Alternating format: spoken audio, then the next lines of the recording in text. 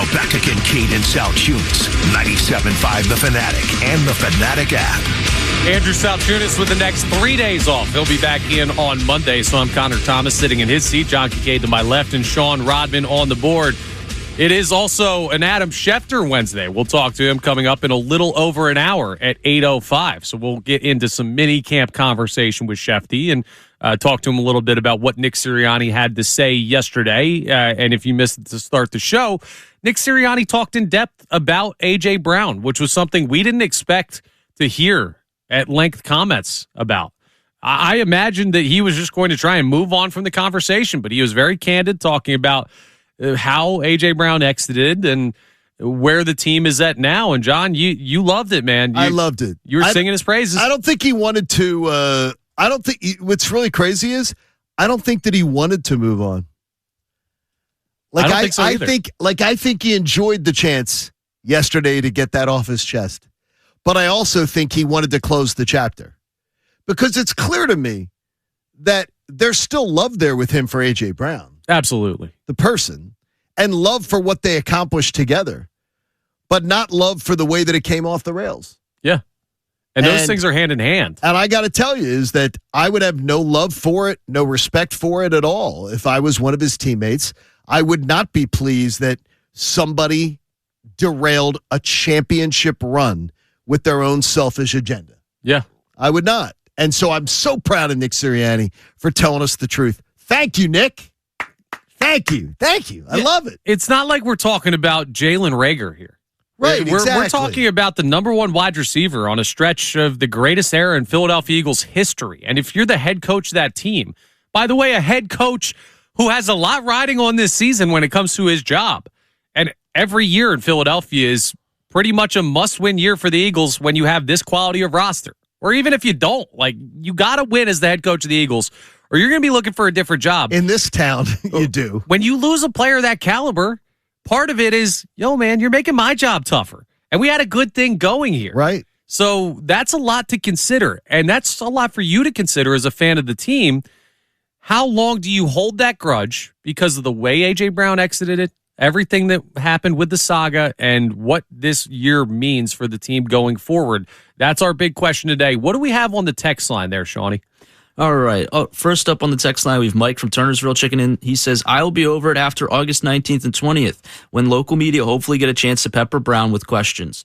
Will he be man enough to meet with the local media, or will he be a coward?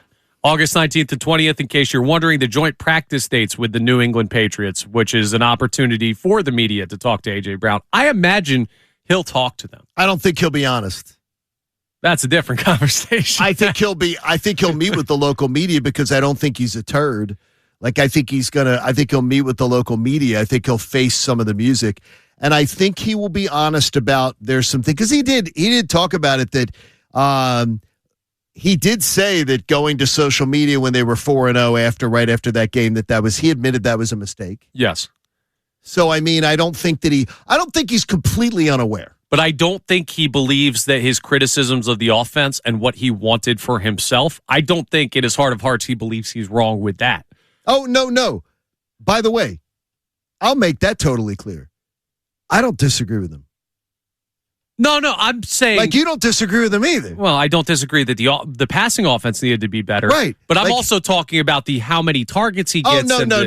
I disagree with that part. I think he believes that, though. His frustration about the passing offense, I totally agree with. Yes, yeah. I absolutely agree with. Yes, so I'm just saying, when you talk about being honest, I think if you ask him, hey, what's going on with the target stuff and it has to be about me, I think to his core, he believes that that's the way that it should be with the talent he has as a wide receiver. And for that reason, I do think you're going to get answers that don't give you what you want from a guy that a lot of people feel we deserve an apology from. I don't know what you'd want to hear from AJ, but that texter is right.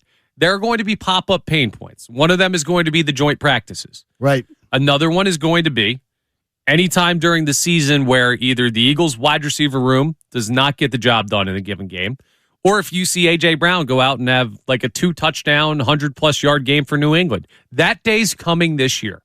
I'll tell you right now. I firmly believe it. And the thing is, I don't care about that day. That doesn't bother you, huh? No. tell me what the Eagles' record is, and tell me what the Eagles are performing like. Do I do W's and L's? If the Eagles I do not. If the Eagles' offense is sucking, then it might bother me. Okay. So I should change that to a might. That's what I'm saying. But if the Eagles are doing well, if the Eagles are 6-2, 5-2, and off to a good start and everything, it's not going to bother me in the least what stats he compiles. That won't bother me in the least. What else do we have on the text line, Sean? All right, next up, this person saying, I'm already over it. As much as I love the name on the back of the jersey, it's nowhere near as much as the love of the name on the front of the jerseys. Players come and go, and while they're here, they are my guy, and I'll defend them against any fan of any team. But once they leave, I'm over it. I just wish he'd go quietly. Yeah, that's essentially where I'm at. Now, I won't say I always love every player who's here because they wear the jersey. Like, come on. We have our favorites for sure. It's not just any Eagles player I will defend forever. And there were times here where A.J. Brown's play and actions were indefensible. So I don't fully agree with what the texter's saying there, but as far as the moving on, let's focus on the guys we have in-house, that's where I'm at today. So once this show ends and we hit 10 o'clock and we move on to tomorrow, I'm ready to focus on the guys here. Except we have to get into this tomorrow with DeCecco. Well, yes. DeCecco has to do this. So. Absolutely. So we got to get his thoughts on it. But I get you. It'll be time, so it'll be great. Absolutely. Now, John, you want to focus not even on the offense for the Philadelphia Eagles. See, this is the ultimate talking about something other than AJ, which I love to balance out the show today. It's time to really start to focus on the Eagles season. Sure. And part of the conversation you want to have is about the defense. Yeah, I'm going to – all we do – can I – is it fair, first of all, is my premise fair? Is my premise fair that we have talked this offseason – 90% of Eagles discussion has been about the offense? Yes. Okay. As they begin to have mini camps and we get into these mandatory mini camps, and then now, by the way, after they break up today, we don't hear from coaches, players, or anything till training camp. Yeah, it's going to be a long wait. So you're going to be waiting until August till you hear again, or late July. Why, to me, is the defense not talked about at all? Like, does everybody just rubber stamp that the defense is going to be great? I'll tell you yes. Okay. Does that tell you that the defense is going to step up?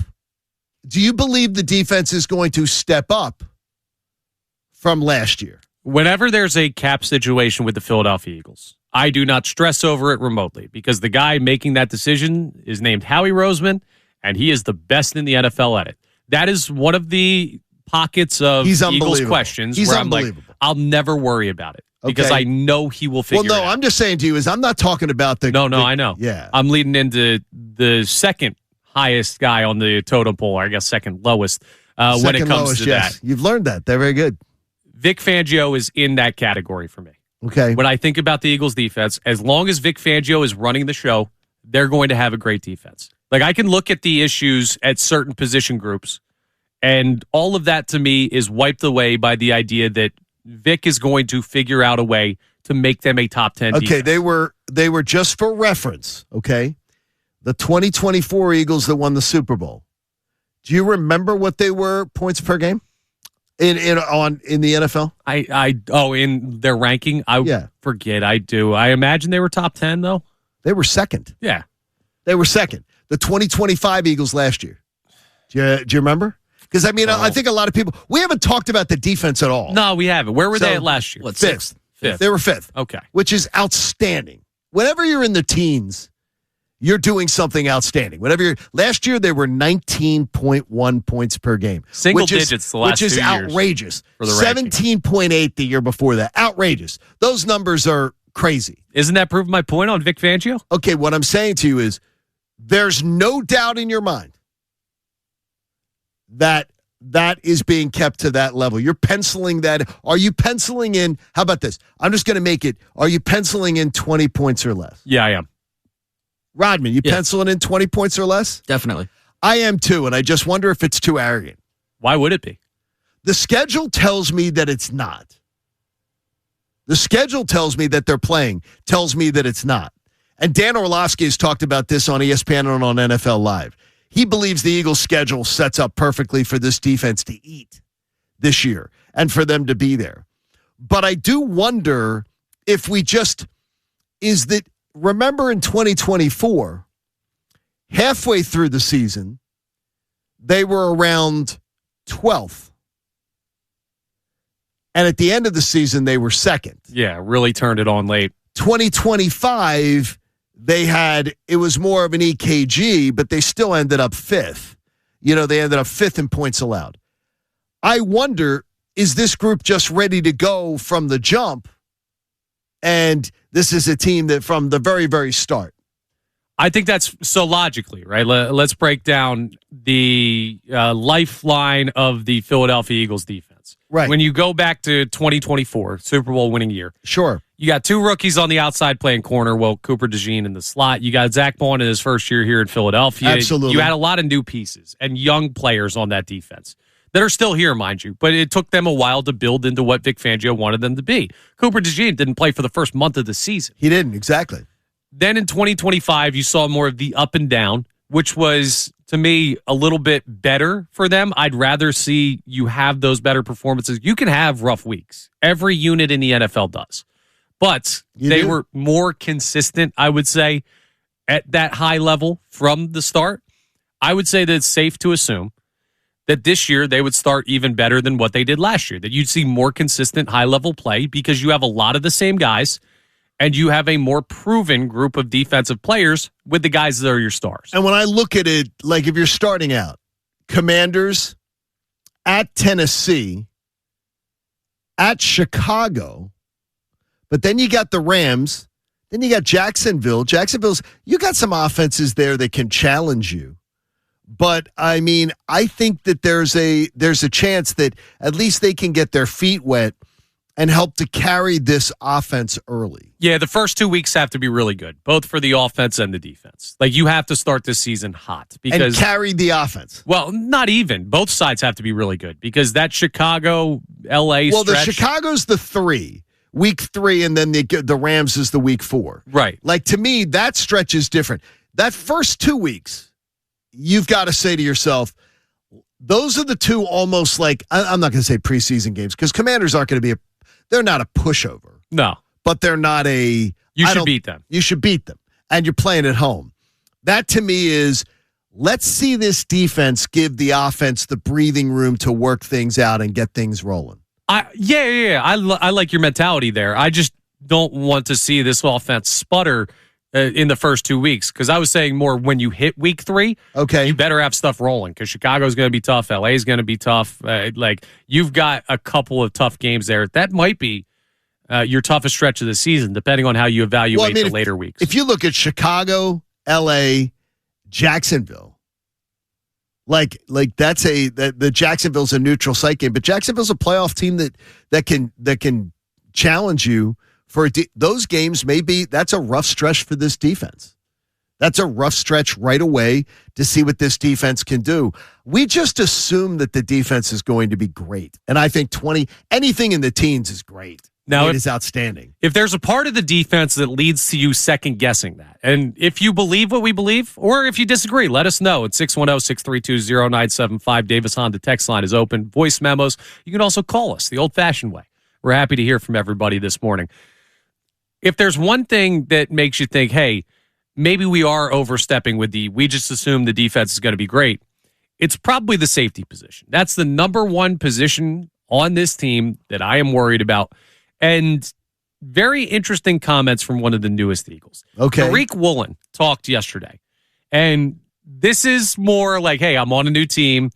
I've got some good players around me. I believe in myself, so I understand why he's saying what he's saying. But from an outside perspective, do we agree with his evaluation on the secondary being one of the best in the NFL?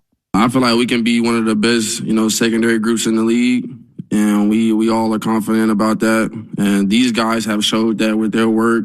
I've showed it with the work I put in, so being able to join them, the sky is the limit, and I feel like we can be one of the best groups in the NFL. Well,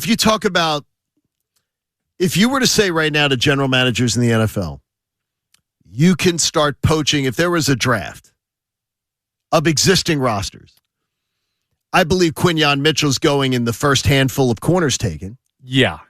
I really believe Cooper DeJean's going fairly quickly, too. They might both be in the top 10. They could be. And Q could be 1. So right there, I don't think that Rick Woolen's point of view is incorrect. So they should be. If you got two guys that could be border, I was going to more say that they'd be two of the guys that would go top 15, probably. Yeah. So if you go two guys top 15, that to me says already you are in a 32-team league. You have two of the top 15 guys. You are already expected to be two of the best. Yeah, these are two guys, remember, sophomore season, first-team All-Pro. Like, unbelievable stuff out of them. So you could make the argument for higher even than top 10. Do you think they were better last year than the first year? I think Quinyon was for sure. I think Cooper DeJean. You think Quinyon was for sure? Quinyon was for sure.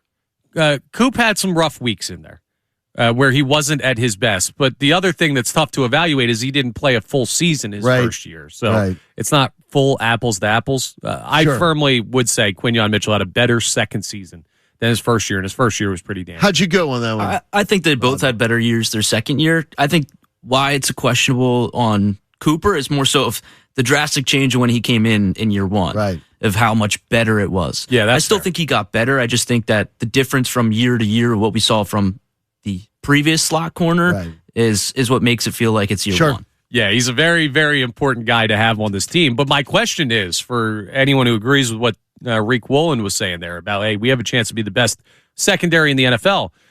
Yeah, Coop's awesome. And Q is awesome. And Tariq Woolen clearly believes in himself. And he's shown some high level play at points in his career. But I don't know who's playing safety for this team. I don't know what Drew Makuba is. I don't know who's playing safety opposite Drew Makuba. And if Cooper DeJean has to move back there at some point, I don't know who your depth is at slot. Like, there's not a lot of organization. There are guys, there are names, right? But there are not a lot of guys that you trust at the safety position. That's a huge part of the secondary. I don't know that I could talk about best secondary in the NFL when there's a position group where I'm like, I don't know that they have a single answer. That's what scares me about that. So I can't agree with Tariq Woolen right now. I'm going to have to see what Drew Makuba looks like and who plays opposite him before I'm talking best secondary in the NFL.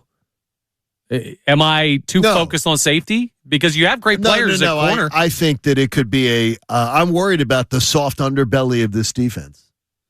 I'm worried about it. I'm worried about the middle of this field potentially being soft. And Vic Fangio, the most important position to him on the defensive side of the ball is having a smart safety that's able to cover a lot of the field.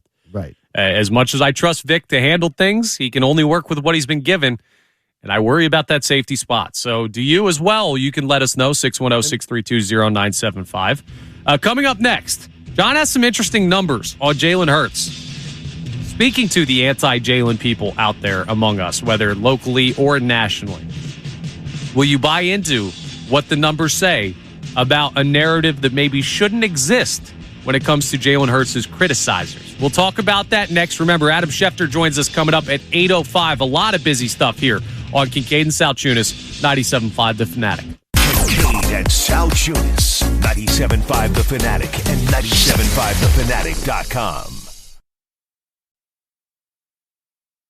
97.5 The Fanatic and 97.5thefanatic.com.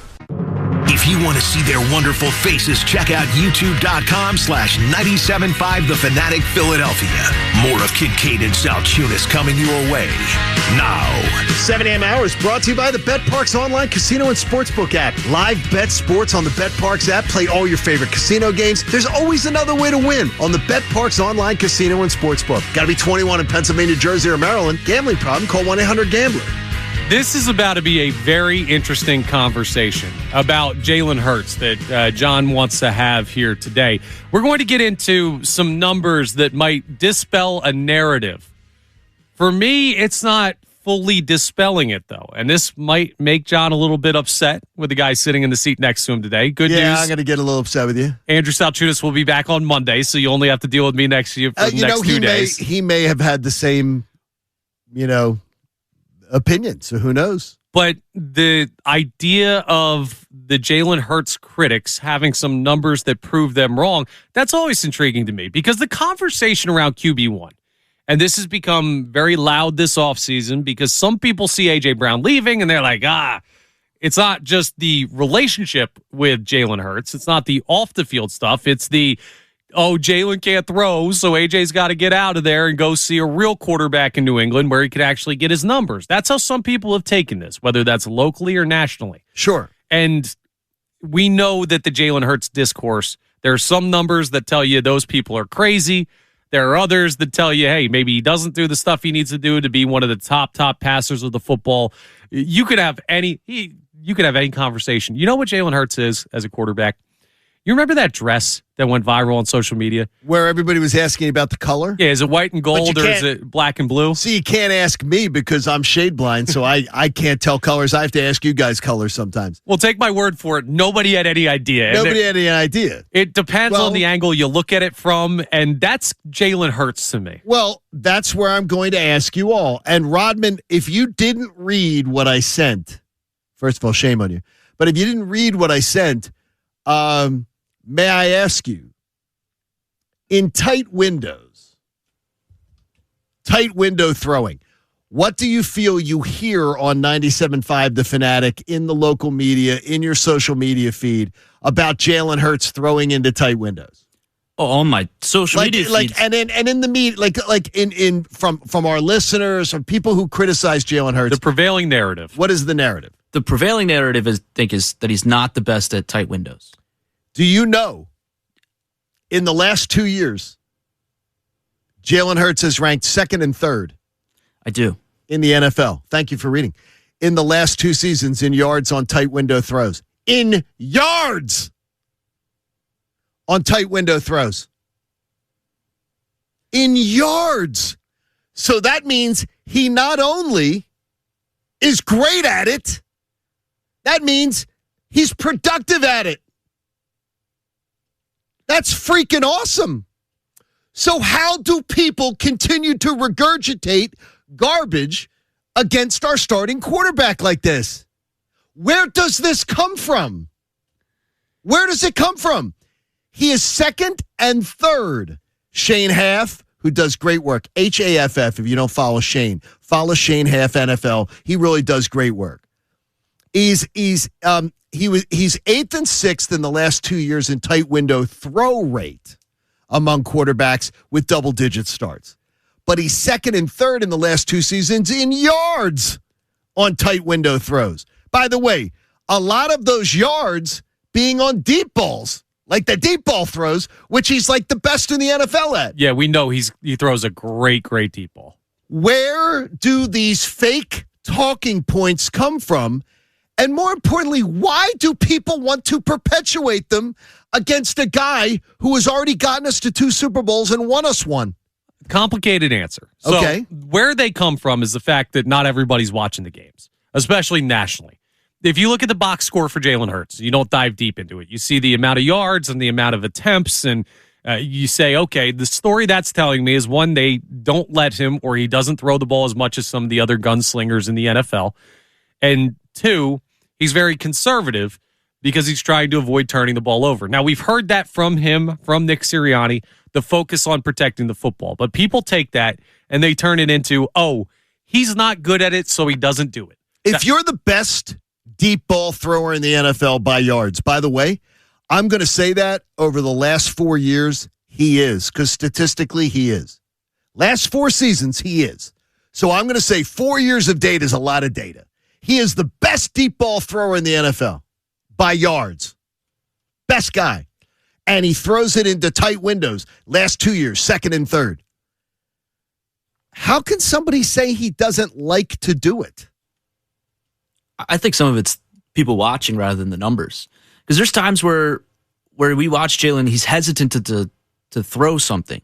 He's hesitant to, whether it's an in-breaking route or not necessarily the deep ball, but I think some of those in-breaking routes across the middle of the field, he's had hesitations to receivers or has had left guys open when the timing isn't there or something along those lines. And I think some of it's more so the eye test that people are frustrated with Jalen rather than the And I think they constitute that to tight windows. Okay, so I trust the guy who is second and third in tight window throwing yardage in the NFL the last 2 years. I'm supposed to trust Billy on Twitter's eye test better than Jalen's live in the pocket eye test. It's nonsense to me. It's absolute nonsense. Me on my couch. Oh, Jalen, you hesitated there. You should have thrown that ball. I'm supposed to trust Dork Boy's eye test. It's the armchair quarterback thing. It's always existed in the NFL. I don't trust your eye test more than Jalen Hurts. I'm sorry. Well, especially when the stats tell me you're wrong. In a court of law, you're wrong. You got nothing to back you up. I have something to back me up. All right, tell me what it is. I have the word of a top wide receiver in the NFL who played with Jalen Hurts. Who is he? Who had some criticisms. I think he plays in New England now. Does he? Okay, what did he have to say? What did the quitter have to say? What did Mr. Quit on Routes have to say? What did Mr. Mr. Jogger have to say? Part of this conversation is that it seems A.J. Brown was upset with Jalen not taking the opportunity to rip the ball in some tight windows to him. And remember, a tight window stat is not a throw over the middle of the field stat. So you can throw in tight windows on out routes, deep balls, everything. I think this is separate from the, hey, he needs to use the middle of the field more. But part of this conversation, when you set stuff along for the show sheet, was about what AJ's had to say. And that's not national media. That's not somebody on the couch. That is correct. That's somebody playing. So what are your thoughts on that? I would say this is that AJ has to explain to me then the overwhelming success of Jalen Hurts throwing into tight windows. If you can explain away his success, I'll listen to you. If not, I'm not going to listen to you. It's all agenda. That's all you trying to push some agenda. Oh, wait a minute. Push an agenda against Jalen Hurts as his quarterback? Nah, AJ wouldn't do that, would he? Of course he would. Of course he would. It's what he does. So you have some numbers on him as well where it may be partly his fault with the separation issues. Well, I mean, A.J. Brown, let's put it this way. I think A.J. Brown, and I'm going to suggest that A.J. do something. He needs to change. Can you change your Twitter handle? You can't be always open anymore? Yeah, he needs to change it to not always open. Because last year, out of 135 qualified receivers in the NFL with enough snaps, A.J. Brown had a career low 1.8 yards per separation last season. Now, you got to understand, folks, as was pointed out by some of my wise Twitter followers, when you're jogging on your routes, it's hard to get separation. So I can understand why that happens. But 1.8 yards was the lowest per separation rate per route in the NFL last year out of the 135 receivers that were ranked. That's A.J. Brown's rep. That is what he gave you. That is what he gave you in a year where this team was trying to defend its Super Bowl championship. It's a big Q. And I'm not talking Quignon. I'm talking quit. That is a quitter. That is quit. That is lack of effort. 135 out of 135. I don't think that he did that enough last year, like giving up on routes and not giving full effort to be the last in the NFL at it. Does it contribute? Well, he was. No, I know. What was it then? One, the conversation about AJ might having lost the step with where he is in his career, the knees issue and everything like that. That's part of the conversation, which points to, hey, maybe the Eagles are not in as bad of a spot for moving on from him at this point than you would think. The other thing, because I asked you when we were talking about this before the show, where was Devontae Smith? And he was in the 70s, I believe, if I remember correctly. 78, I think, or something like that. I think another part of this, when you just look at last year, is Kevin Patullo could not scheme anybody open unless your name was Dallas Goedert and you were inside the 20-yard line. Like, that was part of the issue with the offense, is the route running was as predictable as the run game and pretty much every other part of the Eagles' offense. Now, my only point, because I think you are largely in the right here, okay, with defending Jalen Hurts. Here's what I want to see this year then. Because there are questions about Jalen Hurts taking his passing to another level. I think that's fair to have. If you're so good at it, I want you to cut back on the being conservative part of the conversation. If the numbers are this good, and they are, you have them. This is proven. He can throw into tight windows. You got to do it more. Like, I want to see you be more aggressive than what you've been in the past then.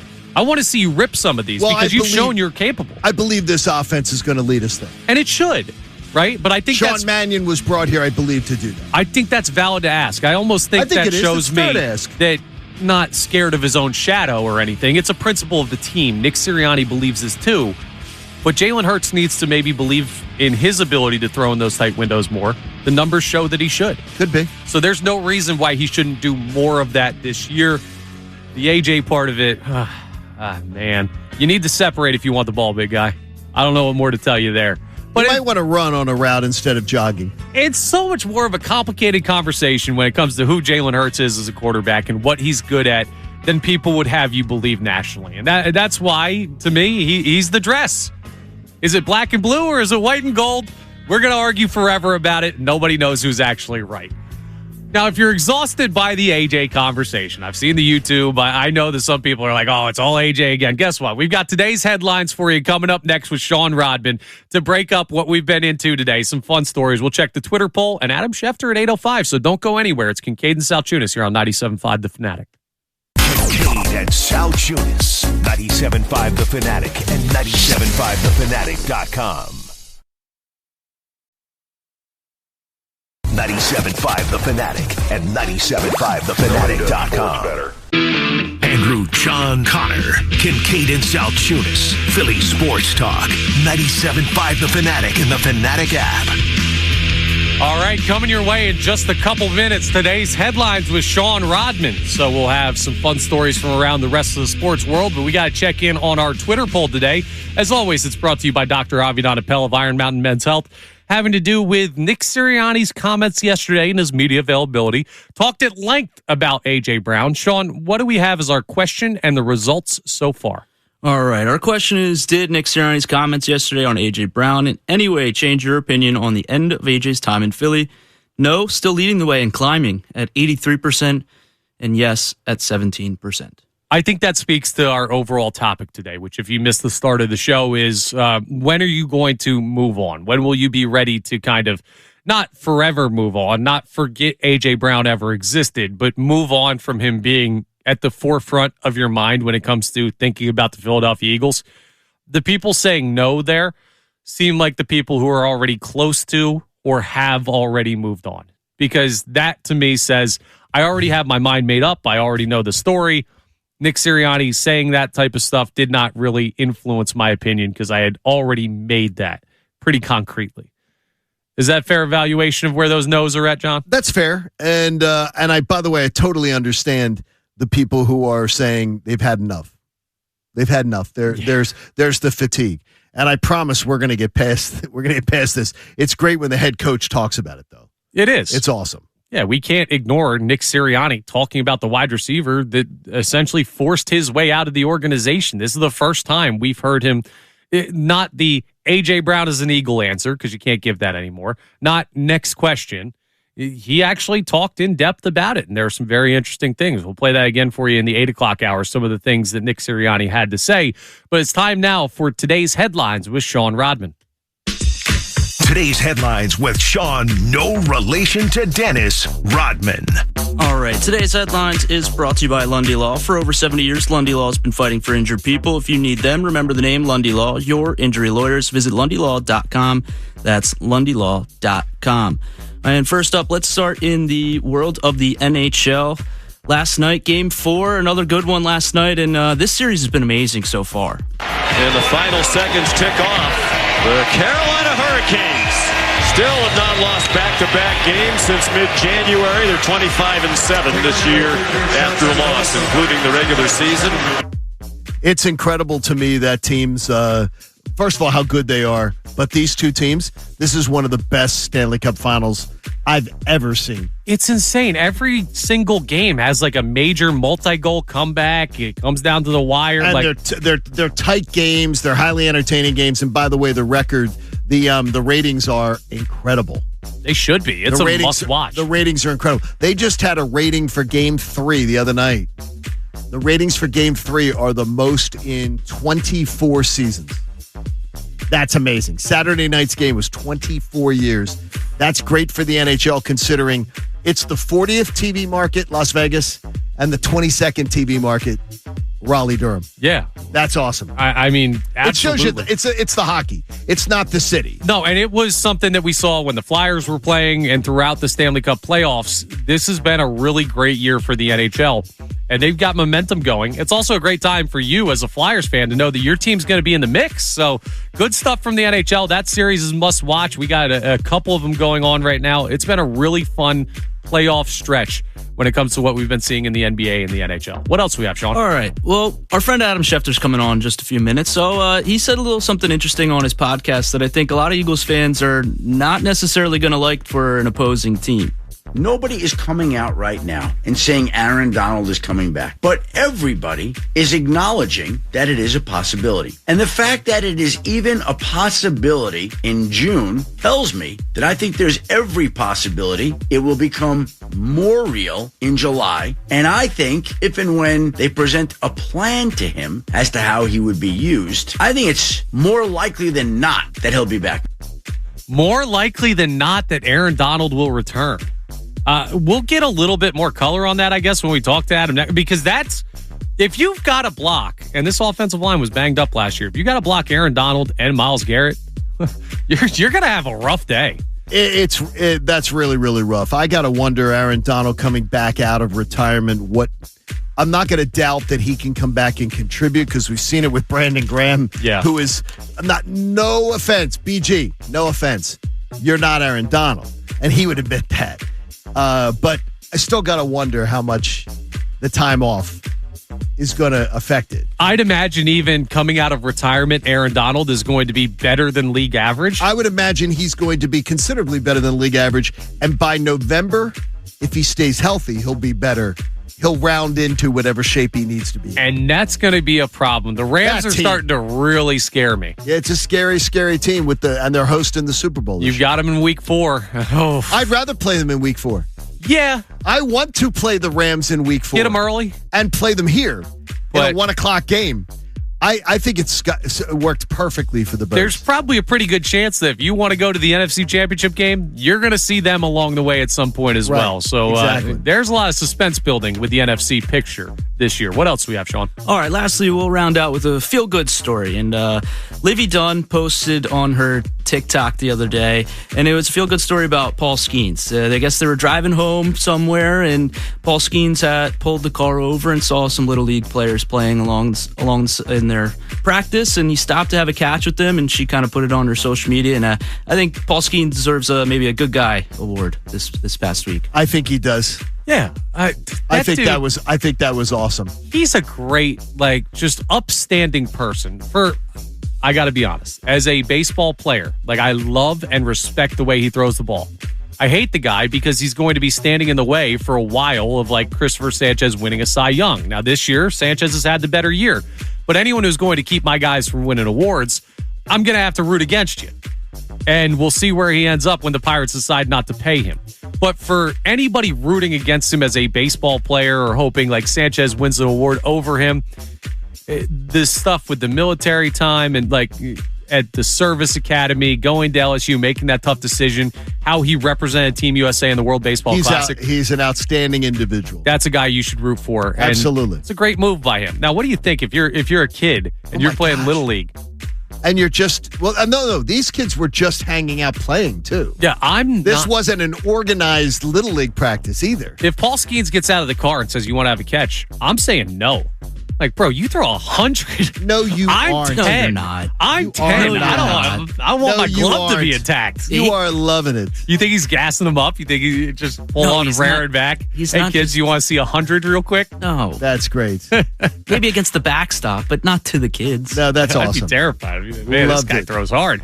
Great stuff, Sean. That's today's headlines with Sean Rodman. Always a fun way to break up the show. Coming up next, Adam Schefter is going to join us. We got a lot of stuff to get into with Shefty. His mandatory minicamp has started for the Philadelphia Eagles. And Nick Sirianni, the comments he had about A.J. Brown, we'll ask Shefty what he took of that. And it's rare to hear a coach speak that much at length about a player no longer on their team. What does that say about the relationship and also what the Eagles might be feeling as they get ready to prepare for a season without number 11? A lot of Eagle stuff on the show today. Shefty comes your way next. It is Kincaid and Salchunas right here, 97.5 The Fanatic. And the world's biggest soccer tournament has arrived. You could trade the entire tournament right on Kalshi. On Kalshi, you could trade every single match from the opening stage all the way to the final. You can even vote on who's going to win the whole thing. Trade on it. With Kalshi, right now, Spain is trading at 17% to win it all, meaning that a $100 trade right now, before the tournament even begins, pays out $528 if they win soccer's biggest prize. It starts tomorrow, so you're going to want to get in on this now with Kalshi. It's not just soccer, though. You also have UFC Freedom 250 coming up from the White House South Lawn this weekend. Title fight, Justin Gaethje trading at 20%. You might know that name, versus Ilya Topuria. There's some opportunity to trade on, it's their tagline, anything with Kalshi. And the best part is you're trading against peers in the live market, meaning there's no house. And as the probability changes, you can buy in and out of your position. So the second you see something you don't like about your trade, well, you can get out whenever. Or you can go in whenever. For a limited time, download the Kalshi app and use code Fanatic to get $10 when you trade 10. They're giving you free money at Kalshi. That's Kalshi. Trade the beautiful game. 18 plus only. Restrictions and eligibility requirements apply. Event contract trading involves risk and may not be suitable for all investors. Prices, values, and available markets may differ from those mentioned. For more information, see Kalshi.com/regulatory.